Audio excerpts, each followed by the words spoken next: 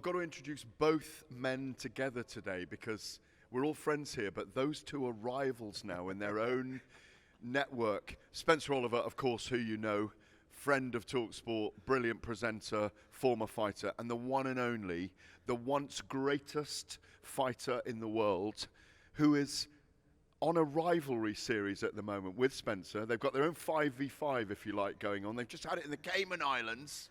Roy Jones Jr., how great to see you this morning. Great to see you too, my brother. Thank you for having me. Yeah, we have that. Talk about it, Spencer. We have that rivalry going on, but thankfully, it's not in the ring. We're talking about the GOAT here, the greatest of all time. You know, this guy has been there, seen it, done it, got that T-shirt, and we'll get into that into this interview about Roy's achievements, etc., etc. But yeah, we've started doing a few shows, travelling around. We've done one in Texas. We've done a 5v5, England versus USA. Result? Very free. Yeah, it was. Sorry, it was. It turned into a 6v6, didn't it? Yeah, we went 3-3 on that one. And then we went out to the Cayman Islands, and we'd done something slightly different. It was still like we had an England-USA thing on, but they weren't competing against each other. Roy's guy, actually, Mandeep Jenga, he won the IBO title out there, didn't he? No, WBF title, sorry, out there, and what a performance he put in there. It was an incredible night. But yeah, we've got lots going on, Roy, haven't we? Yeah, we got a lot going on, and the thing is, it's not about us. We're trying to continue to give to the sport that we love. We're using the audience that we've gained to try to enhance our own sport. Frenemies, you two, will call you for now then. Even though it's the old pals act, you get on so well. The energy between you both on those shows is extraordinary. Let's talk, first of all, let's go backwards, Roy. We're here. You're working on the Netflix production of Mike Tyson versus Jake Paul. I use the great name first rather than Jake Paul first. What are your thoughts? You're part of the big commentary team, which is brilliant. What are your thoughts, first of all, about this happening? My thoughts are it's extraordinary for Mike Tyson to be 58 years old and be able to go in and perform, make him get himself in shape, which he has done, and he can perform and make $20 million. How could you be mad at that for anything? And you got to give Jake credit because of the following that Jake has, because of the people that Jake has brought into this side of the arena, is what's allowing Mike to be able to do this. So you can't hate either guy. And to carry it a step further on Jake's behalf, for me, for him to give Katie Taylor $6.8 million to fight as a woman against Amanda Serrano, I'm sure they're paying her well too. I just know the numbers, but these girls deserve it because they had one of the best fights you ever want to see. I think it's 6.8 million for both. Oh, something like 3.5 million. But it's extraordinary money. And they'll get the biggest audiences they will ever have. And they are the greatest advert for women's boxing, aren't they? They are. And for them to move up, for Amanda to move up and make that fight happen at Katie's weight, I mean, man, you can never see enough by any of those three. Katie, Amanda, nor Jake. So you just got to, for me, my hat goes off to all of them for what they have accomplished and for what the trend that they're setting in our beautiful sport of boxing. Roy, I just wanted to ask you a question about, the people criticising this event, and that's what it is. It's an event. Boxing is the umbrella of this. People must understand that Mike Tyson is coming back, and for those people that weren't around in that era, that don't remember that era, they have a chance now to see this boxing icon, this legend, redo those ring walks, etc., etc. Forget that they're saying, yeah, but it's not the Mike Tyson of old. Of course it's not. We all get older, and we all get to that stage. You go, but what we're getting here is we live in a world of entertainment, and I think that's what Mike is putting on here. And Jake Paul has, his own reasons for doing this, right? So this boxing was his saviour in many ways because fame was, they say that fame can sort of ruin a person, and that's what it seemed to be doing with Jake. He found boxing, has transformed his life, and now he's inspiring new generation, millions of young kids that are coming through to get into sport and stuff like that. Well, the beautiful thing that we miss, what people don't understand, is that because of what Jake has done to transform his whole life, he's now giving people like Mike Tyson, because myself, Mike Tyson, even you, we missed the social media era. We missed that era.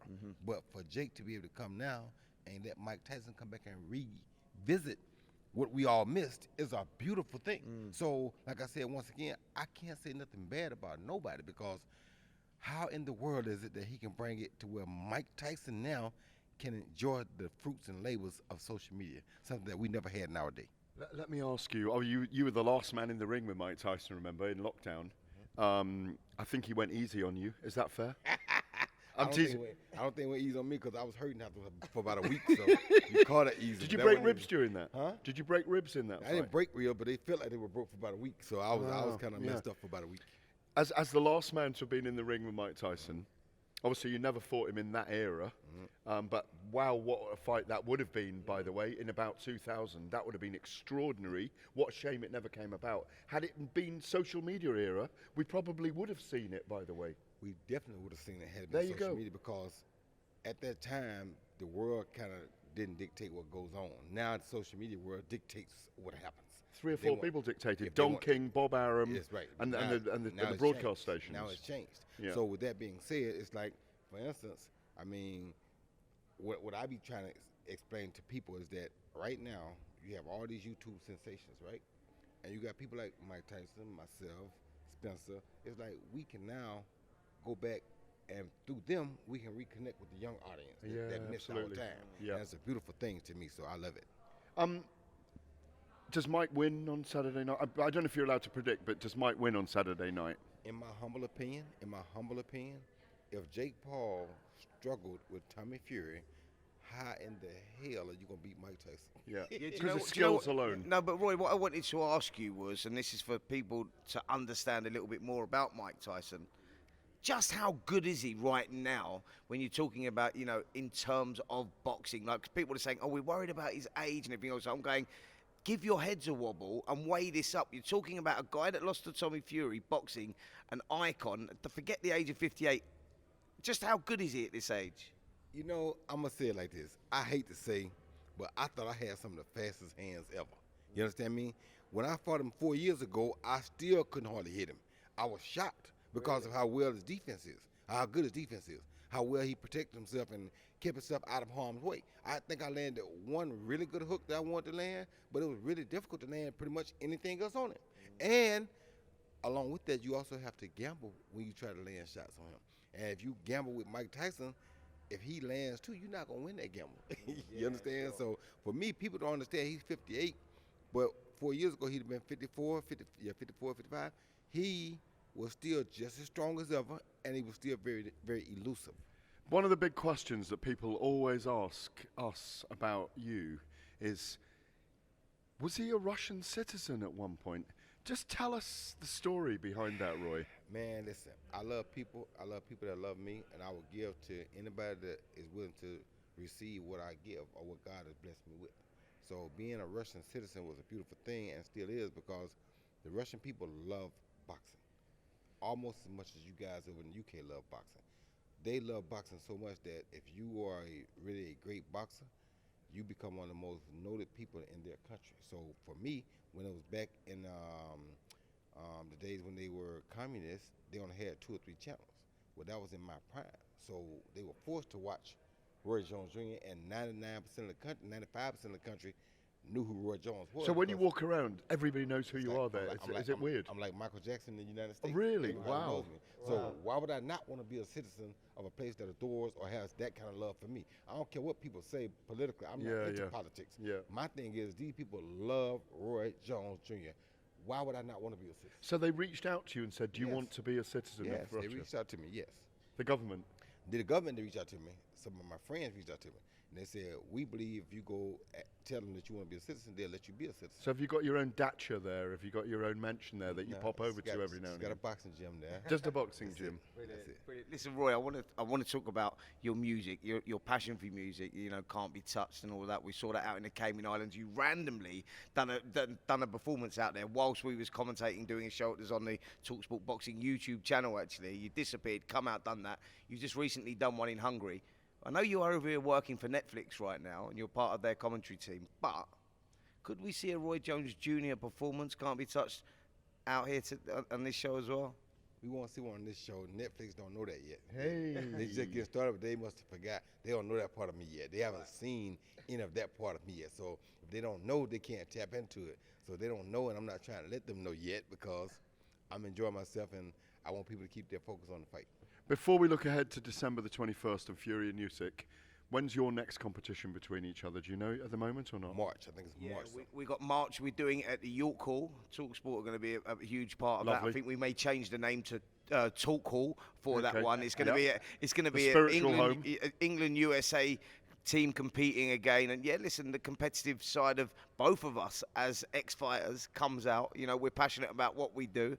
You know, we put that friendship aside for that short space of time. But yeah, I mean, it's a brilliant concept. And Roy, I think it's fair to say we're going to continue doing this, and we're looking to do it globally as well. Yeah, we're going to continue doing it, and we're looking to do it globally. But the big thing is that it gives these kids an opportunity to have a stage that they would never have without what we're doing. So it's a beautiful thing. Final one for you, Roy, and obviously Spencer as well. December the 21st, you know about rematches. Alexander Usyk, Tyson Fury. First of all, what would have happened if you'd stepped into the ring with Alexander Usyk all those years ago? I don't think Usyk could have beat me. He's not really explosive enough, but I like Usyk. He's a great fighter. I just don't think he's explosive enough to really keep me off of him. And in the second fight, does Fury win? Does Usyk win? How do you see it? It's very tough to say. I'm leaning toward Usyk, but if anybody can come change the way things go, it is Tyson Fury. So if anybody that could come back and change everything around, it would be him because he's smart like that. But from what I've seen last, the way the fight ended, I'm going to have to lean towards Usyk until Fury shows me again. The one and only Spencer Oliver, the one and truly only Roy Jones Jr., boxing royalty on talkSPORT. We love him so much. It's great to be with you this morning. Thank you very much. On AM, on DAB, via the talkSPORT app and on your smart speaker. talkSPORT.